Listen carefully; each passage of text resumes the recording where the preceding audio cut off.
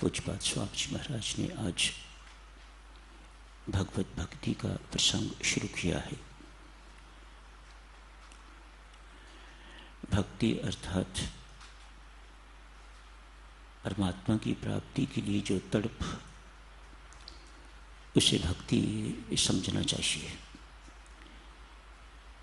इसीलिए प्रीति, इसीलिए श्रद्धा, इसीलिए विश्वास, इसीलिए साधना, ताकि उस परमात्मा देव की प्राप्ति हमें हो सके।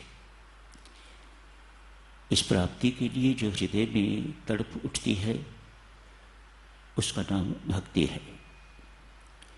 मात्र मंदिर में जाके मत्था टेकना, चरणामृत लेना, तिलक लगवाना, प्रसाद ले लेना, जहाँ निकले वहीं मंदिर के आगे मत्था टेक दिया, सच्चे भक्ति को जानने वाले लोग इसे भक्ति नहीं कहते। कहते हैं आप आस्तिक तो हो, लेकिन आप भक्त नहीं हो। भक्त वही है जिसके अंदर परमात्मा की प्राप्ति की, परमात्मा के मिलन की सच्ची लगन है, पक्की लगन है एवं तड़प है। उसी को भक्ति समझना चाहिए। आज साथ सुनो, एक सेठ किसी महात्मा के पास गए हैं, जाके कहते हैं महात्मन परमात्मा के दर्शन कैसे हो। ये मांग देवियों सज्जनों हर एक की है। कितनी की इस मांग में सार्थकता है मुझे अबोध को पता नहीं है। इसके पूर्व कितनी तैयारी व्यक्ति को करनी पड़ती है। दर्शन अर्थात परमात्मा का आकार देखना जो निराकार है। सभी शास्त्र मानते हैं, बंदा बंदा जानता है कि परमात्मा अव्यक्त है, वह दिखाई नहीं देता। उसके बावजूद भी यदि कोई भक्त, कोई व्यक्ति ये चाहता है कि मुझे परमात्मा दिखाई दे, तो उसके पूर्व जितनी तैयारी करनी होती है उसकी चिंता नहीं है। दर्शनों की चाह तो है, लेकिन उससे पूर्व जो तैयारी करने की आवश्यकता है उसकी किसी को चिंता नहीं है। चित्त शुद्धि के बिना, इंद्रियों की शुद्धि के बिना, बुद्धि की शुद्धि के बिना कैसे परमात्मा के दर्शन हो जाएं। ये सब चीजें ससीम हैं। आंखें देखो ना, वो पेड़ है वहां तक देख सकती है, उसके आगे कुछ दिखाई नहीं देता। मूलचंद अस्पताल की दीवार दिखाई देती है। इसका अर्थ ये तो नहीं है कि मूलचंद अस्पताल के आगे कुछ नहीं है, बहुत कुछ है, लेकिन आंख की देखने की क्षमता खत्म हो जाती है, वह नहीं देख सकती। ससीम है, ऐसी को कहेंगे ससीम है। सारी की सारी इंद्रियां ससीम है। कुछ देर तक, कुछ दूरी तक सुन सकती हैं, देख सकती हैं, उसके अधिक नहीं। वह असीम है, उसकी सीमा ही नहीं है। इन ससीम वस्तुओं से जिनकी सीमा है, उन ससीम वस्तुओं से उस असीम को कैसे देखा जा सके, उसके पूर्व बहुत तैयारी करने की आवश्यकता है। लाला ने फरियाद की, महात्मन परमात्मा के दर्शन कैसे हो। प्रश्न है। महात्मा पूछते हैं, लाला तुम्हें अपना मुख देखना हो तो क्या चाहिए। लाला कहते हैं, महाराज मुझे अपना मुख देखना हो तो एक शीशा चाहिए। शाबाश, एक चीज हो गई।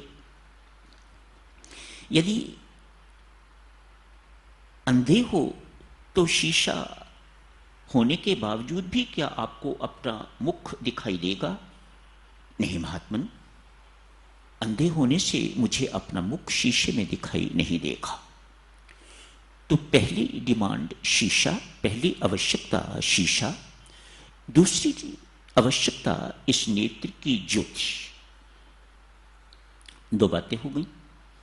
तीसरी बात, यदि घोर अंधकार हो, आपकी आंख देख भी सकती है, शीशा भी है सामने, लेकिन घोर अंधकार हो तो क्या आंख, आपका मुखड़ा दिख सकेगी कि नहीं दिख सकेगी? नहीं महात्मन, नहीं दिख सकेगी। तो तीन चीजें हो गई। पहली चीज कि शीशा होना चाहिए। बच्चे लोगों याद रखना भाई, एक शीशा होना चाहिए, आंख की ज्योति ठीक होनी चाहिए। तीसरी बात कि अंधकार ना हो, पर्याप्त प्रकाश होना चाहिए, तो आप अपना मुखड़ा देख सकोगे। संत महात्मा कहते हैं लाला, यदि ये सब कुछ भी है, ये तीनों चीजें हैं, लेकिन आदमी बेहोश पड़ा हुआ है, तो क्या अपना मुखड़ा देख सकेगा? नहीं महाराज, बेहोश आदमी कैसे देख सकेगा? वह नहीं देख सकेगा। तो चार चीजें हो गई। हाँ महाराज, यदि ये चारों चीजें हैं, इसके बावजूद आंख और शीशे के बीच एक पर्दा लगा दिया जाए, एक पर्दा पड़ा हुआ हो, तो इन चारों चीजों को होते हुए भी क्या आंख तेरे मुखड़े को शीशे में देख पाएगी कि नहीं देख पाएगी? नहीं महाराज, जब तक वो पर्दा हटेगा नहीं, तब तक मैं अपना मुख शीशे में नहीं देख सकूंगा। लाला, जिस प्रकार तुझे अपना मुख देखने के लिए 5 चीजों की जरूरत है, ठीक इसी प्रकार से परमात्मा के दर्शन के लिए भी 5 की ही जरूरत है। बहुत सुंदर भेद खोलते हैं संत महात्मा। कहते हैं, सर्वप्रथम जैसा आज स्वामी जी महाराज ने कहा, जब तक परमात्मा के होने का ज्ञान न हो जाए, आज भगवत भक्ति की परिभाषा के अंतर्गत शारदा जी ने पढ़ा है, जब तक भगवान के होने का ज्ञान न हो जाए तो भक्ति नहीं हो सकती। किसकी करनी? जिसको यही शक है वह है कि नहीं, वह क्या भक्ति करेगा? सो सबसे पहले उसके होने का ज्ञान होना चाहिए। आइए साधक सुनो, थोड़ी सी इस ज्ञान पर चर्चा करेंगे। 5 चीजें कही हैं। सर्वप्रथम बोध होना चाहिए, परमात्मा है तो कैसा है, कहाँ रहता है, उसके गुण कैसे हैं।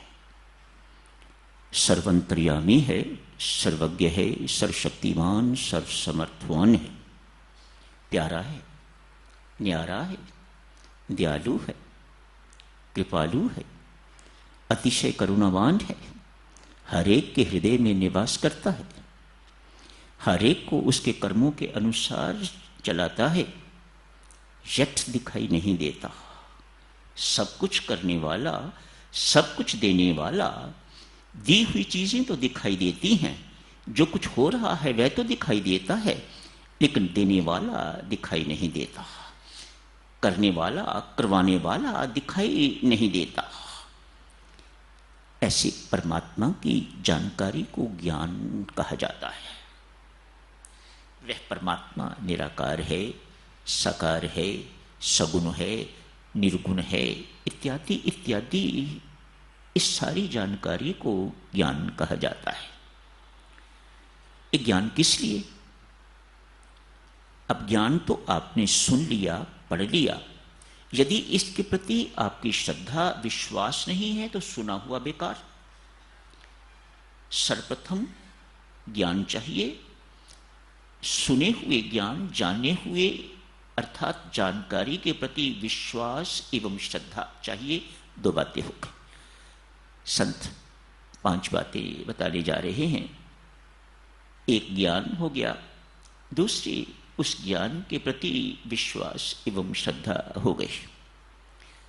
जान लिया, विश्वास भी हो गया, वह है, हमारे अंदर रहता है, कण कण में व्याप्त है, हमारी करनी को देखता है, हमारे ऊपर कृपा करता है, इत्यादि इत्यादि। सारे संसार का मालिक है, सारे संसार का शासक है, इत्यादि इत्यादि। तो ये सब अच्छी अच्छी बातें सुन के तो परमात्मा के प्रति प्रीति जागती है, उसे भक्ति कहा जाता है। 3 बातें हो गई। ज्ञान, श्रद्धा, विश्वास एवं भक्ति। भक्ति की पराकाष्ठा है देवियों सज्जनों शरणागति। चौथी चीज, मैं ऐसे परमात्मा की हो गई, उससे प्रश्न किंतु परंतु नहीं, उससे मांगे नहीं। जो पत्नी अपने पति की हो जाती है, वह पति यदि लाला है तो पत्नी अपने आप लालायन हो जाएगी, उसे मांगने की जरूरत नहीं। पति पंडित है, पत्नी समर्पित हो गई है तो अपने आप पंडितायन हो जाएगी। पति डॉक्टर है, पत्नी अपने आप डॉक्टरानी हो जाएगी। इस सब कुछ मांगने की जरूरत नहीं, इस सब कुछ उसे कहने या जितलाने की जरूरत नहीं। मैं आपकी पत्नी हूं इसलिए मुझे डॉक्टरानी कहो, मुझे डॉक्टरानी कहना चाहिए। ये मांगे शरणागत की मांगे नहीं हुआ करती। ये शरणागति में अधूरापन है। भक्ति की प्रकाष्ठा है शरणागति, कंप्लीट सरेंडर। जो घटना घटित हो रही है, जैसे कि कल आप जी से अर्ज की जा रही थी, व्यक्ति शरणागत यही समझता है कि वह परमात्मा की इच्छा से घटित हो रही है, और जो उसकी इच्छा से घटित हो वह चाहे अपने ऊपर है चाहे औरों के ऊपर है, उसमें कोई गलती, कोई त्रुटि, कोई अन्याय, कोई अत्याचार नहीं हो सकता, कोई अहित नहीं हो सकता।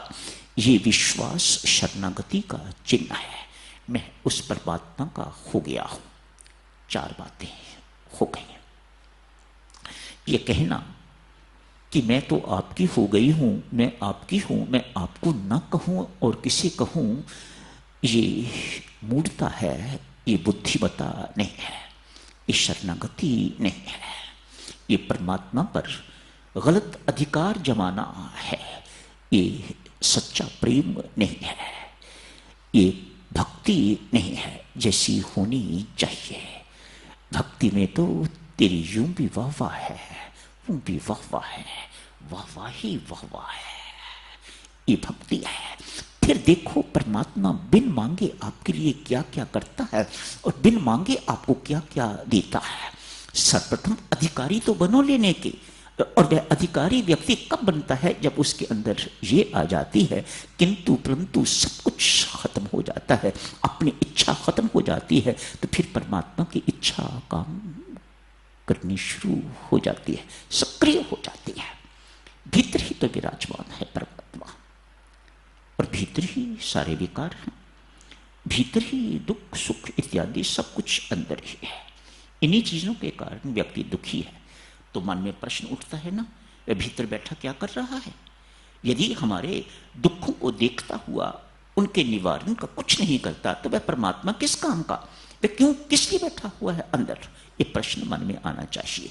आता है। परमात्मा कहते हैं भैया मुझे माफ करना, मुझे अंदर तो आपने बिठाया हुआ है, या यूं कहूंगा मैं आपके अंदर तो मैं बैठा हुआ हूं, लेकिन आपने मुझे कभी कुछ करने का अवसर ही प्रदान नहीं किया। आपके अंदर मुझे सक्रिय होना चाहिए, मैं तो निष्क्रिय बैठा हूं। और जिन्हें निष्क्रिय होना चाहिए, काम क्रोध लोभ मोह अहंकार, वह सक्रिय बैठे हैं। आप तो उनके इशारों पर नाचते हो, मेरी ओर न सुन देखते हो, न मेरी कोई बात सुनते हो, तो मेरा वहां होना बिल्कुल बेकार जैसा ही है, ऐसा ही आपको लग रहा है। चौथी शर्त देवियों शरणागति। अब जब व्यक्ति शरणागत हो गया, जब परमात्मा का सब कुछ मिल गया, शरणागत अर्थात परमात्मा का सब कुछ पा लेना।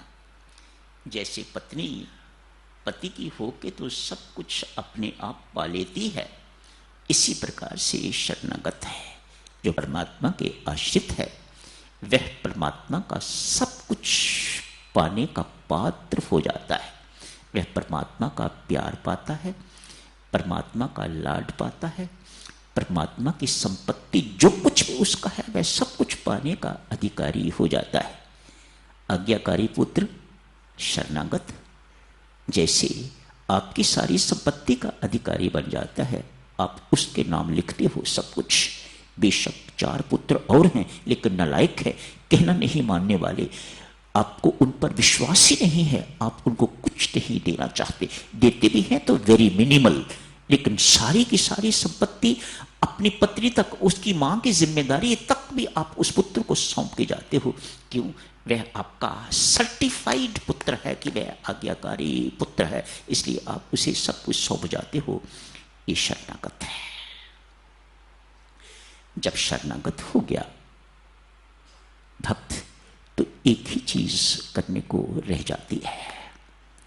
पहले साधक सिमरन करो, 5वीं चीज सिमरन करो, बाद में होता है। फिर वह भी करने की जरूरत नहीं रहती, होता है। जाप तो करना पड़ता है ना, सिमरन करना नहीं पड़ता, सिमरन होता है। पहले थोड़ी कोशिश जब से शुरू होता है, जब सिमरन में परिवर्तित रूपांतरित नहीं हो जाता तब तक इसे करने की जरूरत है। उसके बाद सिमरन होता है, याद बनी रहती है। सिमरन अर्थात याद बनी रहती है। याद करना नहीं पड़ता, याद लानी नहीं पड़ती, याद दिलानी नहीं पड़ती। अभी तो हर कुछ जो है वह करना करवाना पड़ता है। लेकिन जब सिमरन ऐसी स्थिति में पहुंच जाता है तो फिर सिमरन होता है। समय हो गया है साधकजनों, कल इस चर्चा को और आगे जारी रखेंगे। आज यहीं समाप्त करने की इजाजत दीजिएगा। धन्यवाद।